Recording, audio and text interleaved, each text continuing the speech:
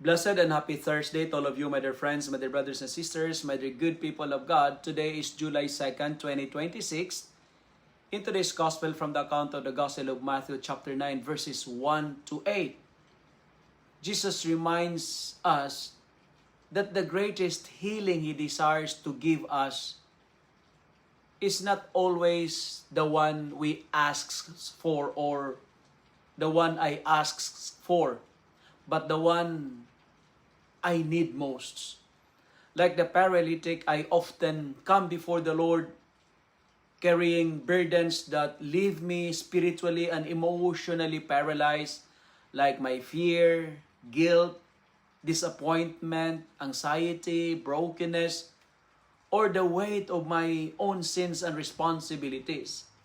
Yet before Jesus heals the man's body, He lovingly says, "Take courage, son, your sins are forgiven."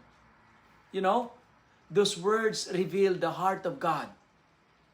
His mercy always comes before the miracle. Christ knows that the wounded soul is a heavier burden than a suffering body. And He longs to restore my relationship with Him before restoring everything else. Today's Gospel also reminds me that I never walk alone. Just as the paralytic was carried by faithful friends, I am sustained by the prayers, encouragement, and love of those God places in my life.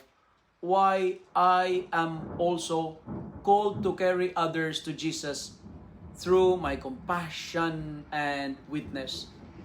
Finally, when Jesus tells the man to rise, take up your mat and go home, He invites me also to leave behind whatever has kept me spiritually stuck and to begin a new life in His grace.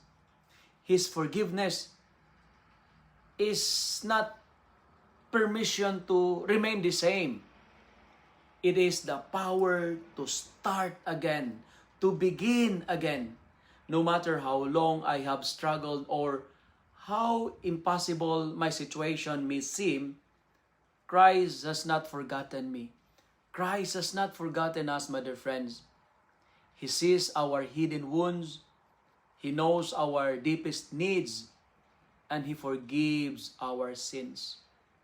And He also strengthens our heart and calls us every day to rise with courage, to walk in faith, and to become a living testimony that His mercy has the power to heal, has the power to restore, and the power to transform every life.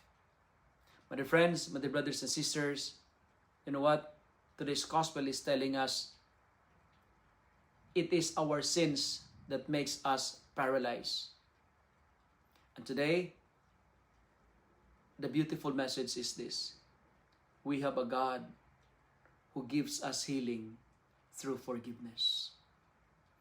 If you love and like this reflection, kindly share it with your friends, share it with your family, make the Word of God viral so that many will be blessed. Amen.